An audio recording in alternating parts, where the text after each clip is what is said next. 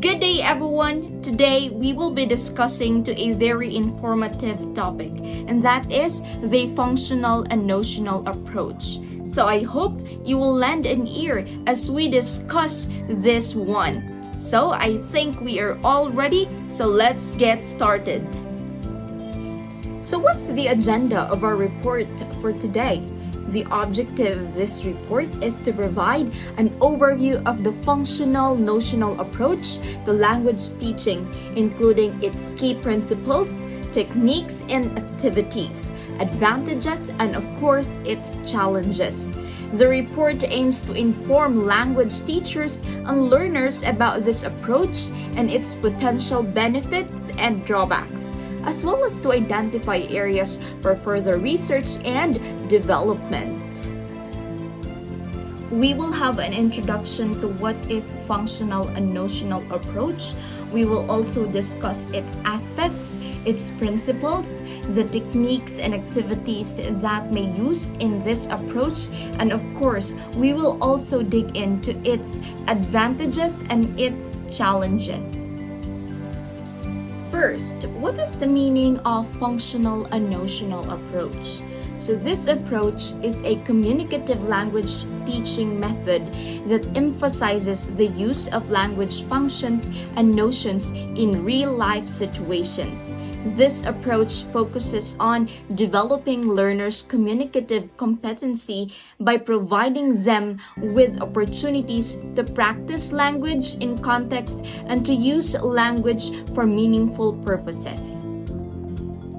Before we dig into what is functional and notional approach, let's have a brief history.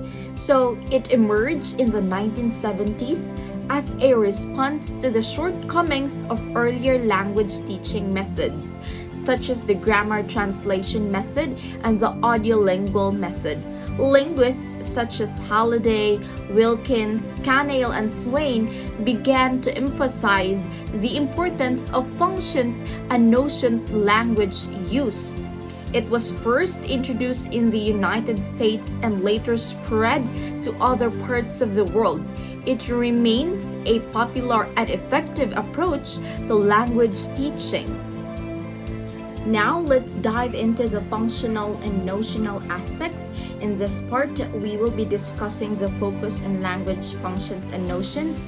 We will also give examples on language functions and, of course, examples for language notions. So now let's discuss first what are the focus on language functions and notions. So language functions refer to the different purposes that language serves in communication, such as making requests, giving directions, or expressing opinions. It is used as the basis for organizing language teaching and learning. On the other hand, language notion refers to the different concepts and ideas that language can express, such as time, quantity, location, or comparison. It is used to help learners understand the meaning and the use of language in different communicative situations.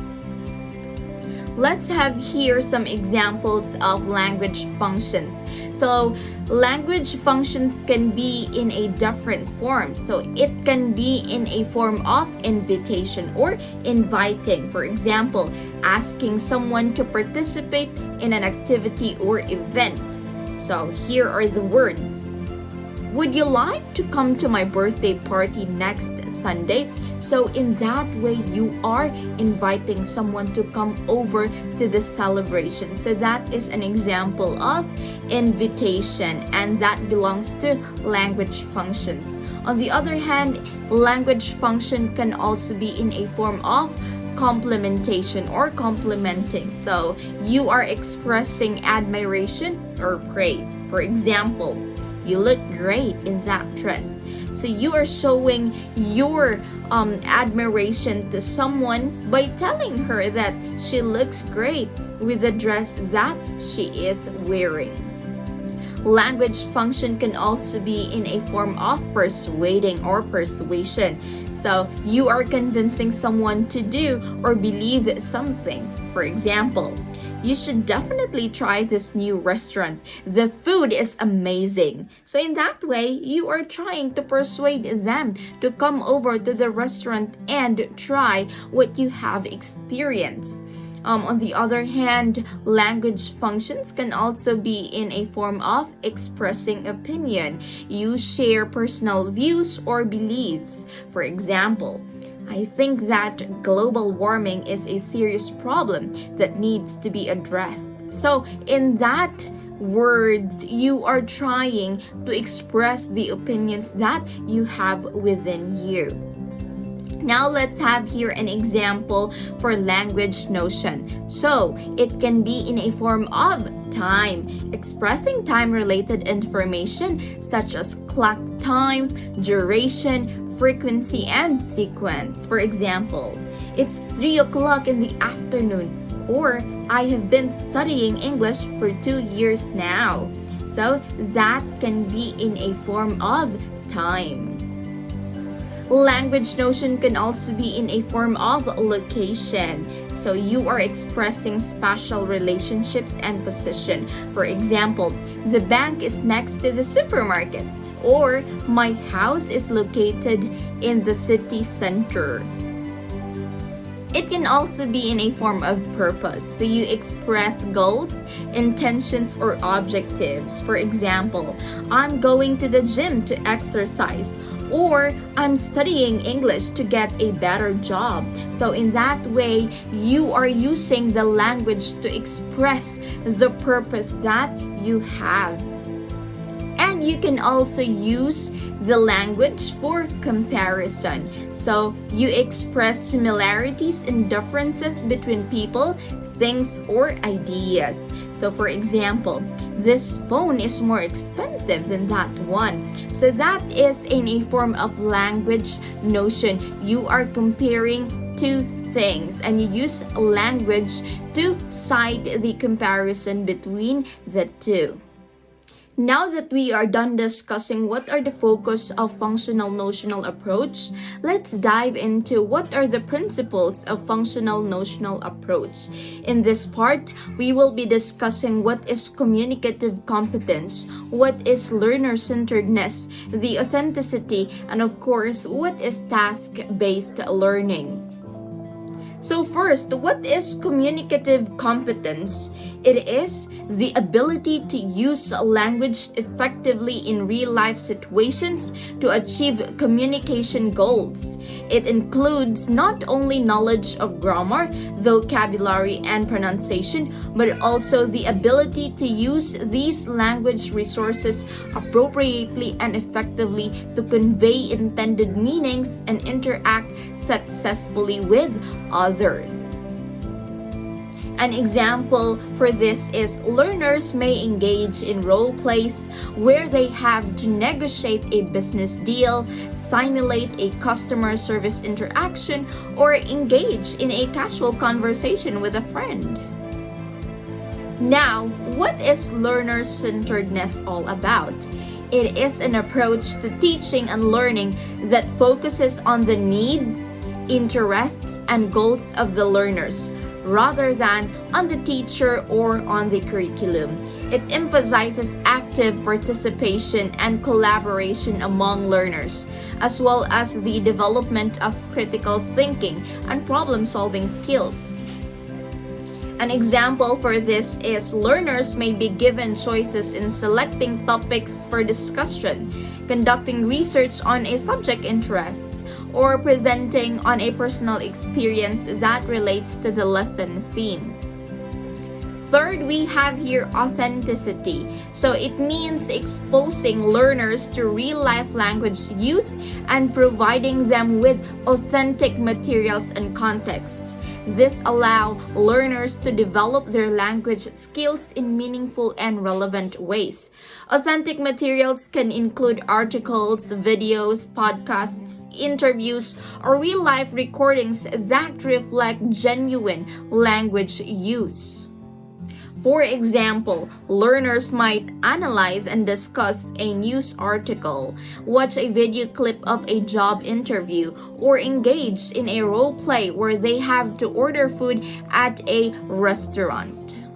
Lastly, we have here task-based learning. So it is an approach that focuses on learners completing meaningful tasks as a way to develop their language skills. Tasks are activities that require learners to use language to accomplish a specific goal, such as finding information, solving a problem, or making a decision. In the functional notional approach, tasks are designed to be authentic and meaningful, providing learners with opportunities to use language in context. For instance, learners might work in group to plan a vacation itinerary, conduct surveys and analyze the results, or create a presentation on a given topic. Now that we are done discussing what are the principles of functional notional approach, let's dive into the techniques and activities that is used in this approach. So in this part, we will be discussing the techniques and the activities. We will also give examples for each. So the techniques in functional notional approach are divided into two. The first part is on the communicative techniques. Under to that, we have here pair work and group work. So encouraging interaction and collaboration among learners to promote communication skills. So for example, you're a teacher, you will let your students to be part of a group. In that way, they will develop their communication skills towards their classmates. Second, we have here role plays and simulations. So providing learners with real-life scenarios to practice functional language in context. So for example, you will let your students to have a mock job interview. So you are letting them to practice what will happen in the future, and they will apply the learnings that they have in language. Lastly, we have here information gap activities. So creating situations where learners need to exchange information to complete a task, fostering communication. So as a teacher, you will make activities that will need the collaboration of each student. They may collect ideas from one student to another in order for them to come up with a great work. The second part of techniques in functional notional approach is scaffolded instructional techniques. So under to that, we have here guided story, facilitating learners' exploration and discovery of language rules and patterns through guided activities. We also have concept checking, so checking learners' understanding of language concepts through targeted questions and activities. So of course, from time to time, we need to check if the students are still following with us, are still able to catch up the lessons that we are having at class. And also we have error correction, so providing timely feedback and correction to help learners improve their language accuracy. So it is very important that the work of our students should be fed back so that they will be guided properly on what are the things that still they may improve. And now that we are done discussing what are the techniques and activities in functional notional approach, let's dive into the advantages and challenges. So in this part, of course, we will give examples on what are the advantages that may happen and of course the challenges that we may experience in functional notional approach. So as a part of an advantage in functional notional approach, we have focus on communication. By prioritizing real-life language use and functional language skills, learners are better equipped to engage in meaningful communication in various contexts. So when we use this approach, we will practice communication really. We will also develop practical language skills.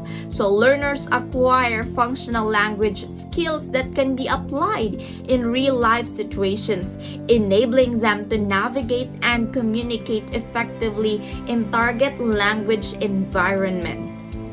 And of course, we will also practice task based learning. So learners are engaged in authentic tasks that require them to use language to accomplish specific goals, enhancing their ability to apply language skills in practical contexts. And now let's have the challenges that we may experience on functional notional approach. So we have here grammatical accuracy. So balancing fluency and accuracy can be a challenge, as learners may focus more on conveying meaning and may need explicit instruction on grammar rules. So of course, we're not really good at grammar, especially when we are focusing on communication. We try to deliver the idea that we have in mind, and sometimes, of course, we tend to be wrong at grammar. Second, we have here teacher training and resources. So teacher training programs and availability of authentic materials can vary, making it essential to invest in professional development and gather suitable materials. So sometimes the authentic materials may not be available. To some, it may be, but to some may not be. So that could be a challenge in this approach. And lastly, we also have here time constraints. So designing and implementing authentic task-based activities can be time-consuming. The need to create meaningful tasks, gather authentic materials, and provide individualized feedback requires enough time. So it is actually lengthy work. So from time to time, we may do this, but not all the time, since there is limited time only, of course. So thank you so much for listening about functional notional approach. I hope you have learned something that you will use in your language speaking. So see you next time, and that would be all. Take care always. Bye bye. Thank you.